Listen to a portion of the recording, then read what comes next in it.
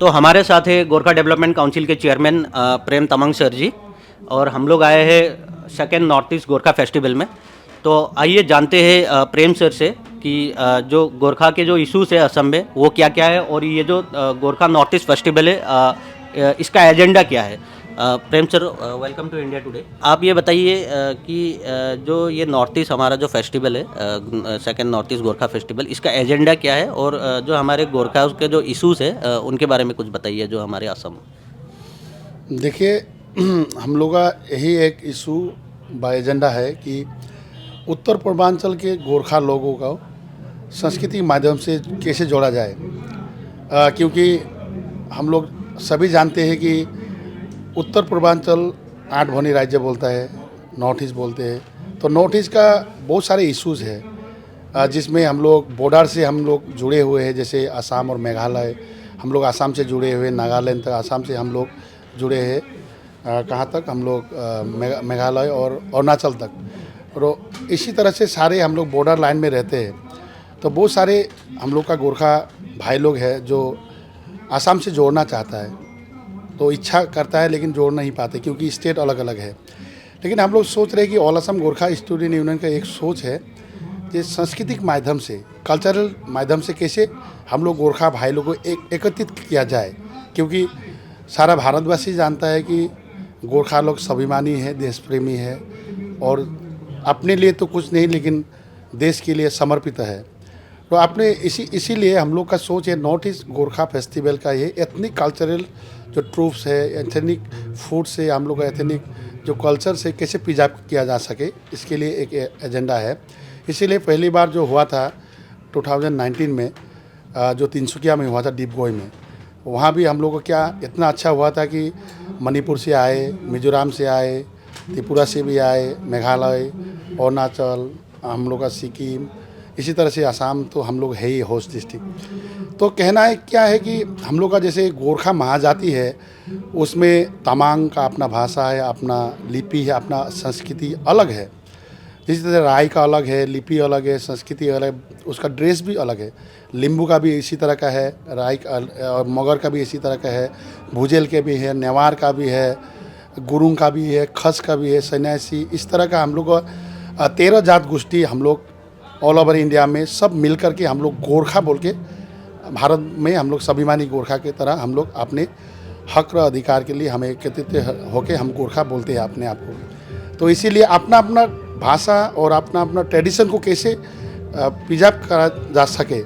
क्योंकि आज का जो 21वीं शताब्दी में ऐसा है कि बहुत सारे हम लोग का जो विद्यार्थी है अपना भाषा नहीं जानते, अच्छी तरह से अपना लिपि के अपना संस्कृति के विषय में नहीं जानते, अपने जो खान पान के विषय में नहीं जानते। बहुत सारे ऐसा है जो गांव का लोग क्या है कि अपने भाषा संस्कृति को बचा के रखा है, लेकिन जो अर्बन इलाका जो है, जो सिटी इलाका में है, वो लोग कहीं ना कहीं हम लोग को ऐसा महसूस होता है कभी कभी जो वो लोग को भाषा संस्कृति को थोड़ा सिखाना ज़रूरी है। क्योंकि जब तक एक जात, एक समाज का भाषा जीवित रहेगा, उसका संस्कृति जीवित रहेगा, तब तक वो एक जात, एक समाज विश्व में अपना पहचान दिखा पाएगा।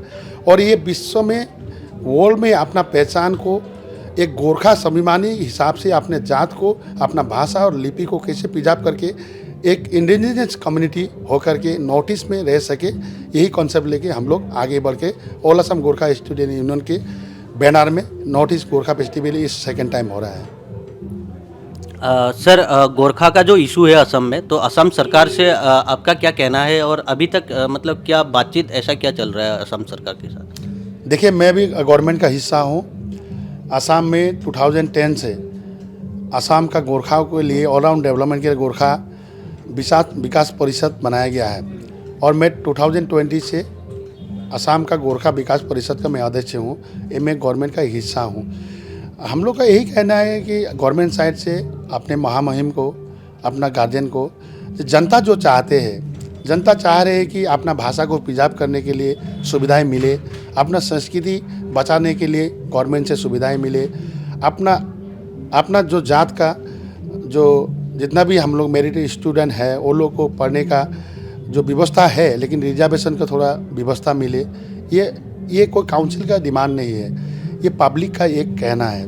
तो हम लोग भी अपने गार्जियंस को महामहिम में हम लोग का अभी जो है डॉक्टर हिमंत विश्व शर्मा जी आदरणीय, वहाँ से हम लोग का यही बोलना है कि हम लोग आग्रह करना चाहते हैं जो गोरखा को जो लॉन्ग पेंडिंग डिमांड सब है, क्या करेंगे क्या नहीं करेंगे तो गार्जियन ही करेंगे, लेकिन अब बहुत सारे इश्यूज है। जैसे गोरखा लोगों को गोरखा ऑटोनोमस काउंसिल चाहिए सैटेलाइट भित्ति में, क्योंकि वो लोग भी चाहते हैं कि अपना जो विकास जो है अपनी तरह से करने का एक सुविधा गवर्नमेंट ऑफ आसाम दे। क्योंकि अभी आप लोग देख सकते हैं कि अभी तक 12 ऑटोनोमस काउंसिल अभी आसाम में है।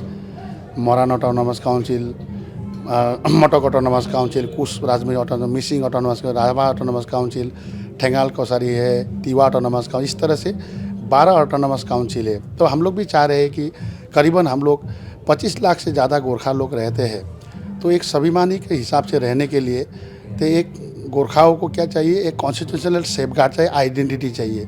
तो ये पब्लिक का डिमांड है। हम लोग भी चाह रहे हैं कि और ये एक इशू है। और लैंड राइट का जो इशू है ये सदियों से है। जो लैंड राइट के इशू में जो इंग्राज के दिन से ये इशू लागू है, तभी भी कभी कभी हम लोग का गोरखाओं के लिए जो लैंड राइट के विषय में ब्यूरोक्रेसी में कभी कभी मनमुटाव हो जाता है। इसका फाइनल एक सॉल्यूशन निकाल करके इंडिजिनस गोरखा पीपल को ज़मीन का हक अधिकार दिए। जो ज़मीन में वो रह रहे हैं, अलग से ज़मीन नहीं चाहिए हम लोग को, जो ज़मीन में हम लोग रह रहे हैं, हम लोग का हमारा जनता रह रहे हैं, वो अधिकार तो वही गोरखाओं को देना है, यही डिमांड है। और जो जितने मेडिकल है और इंजीनियरिंग है, आईआईटी है, उसमें एक रिजर्वेशन का प्रक्रिया बना दे। अदर कम्युनिटी के जिस तरह से है, मिनिमम से मैक्सिमम तो जितना सके वो तो गार्जियन ही करेंगे। तो इसके ये डिमांड तो संस्था का है। और पब्लिक भी चाहते हैं कि असम का माननीय मुख्यमंत्री डॉक्टर हिमंत विश्व शर्मा जी सारे जात को देख कर काम कर रहे। तो 2024 के पहले गोरखा के लिए भी कुछ नया कुछ समाचार हम लोग सुनने पब्लिक चाह रहे हैं, हम लोग भी चाह रहे हैं। और सर आप जो क्लॉज 6 का डिमांड है उसके बारे में क्या कहना चाहेंगे? क्लॉज 6 देखिए, ये तो गवर्नमेंट साइड से हम लोग नहीं बताएंगे, लेकिन तभी भी क्या है कि all Assam Gorkha student union का एक ही बात है, जो फ्रेंडशिप टीटी क्लॉज 6 और 7 जो 1950 में टीटी हुआ है, उसका वजूद क्या हो रहा है कि हम लोग यहाँ नॉर्थ ईस्ट में बेसिकली आसाम और बहुत सारे राज्य में हम लोग सदियों से रह रहे, करीबन मैंने आपका बोला जाए तो 100 साल पहले से रह रहे हैं।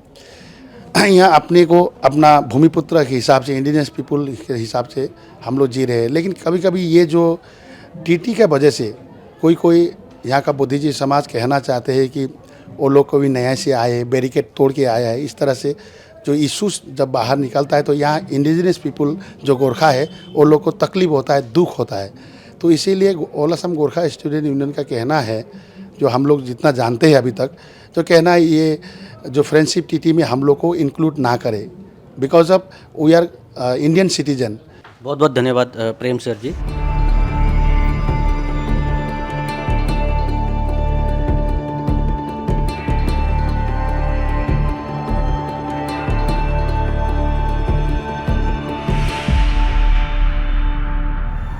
तो पुरुषोत्तम जी बताइए आपके किताबों के बारे में, और आप जो लिखते हैं उसमें आपका क्या मैसेज रहता है, और आपका जो यूथ के प्रति है वो क्या, मतलब क्या क्या मैसेज रहेगा आपके किताबों के? नमस्कार, मैं पुरुषोत्तम उपाध्याय दाल, आसाम से हूँ, गोरखा हूँ।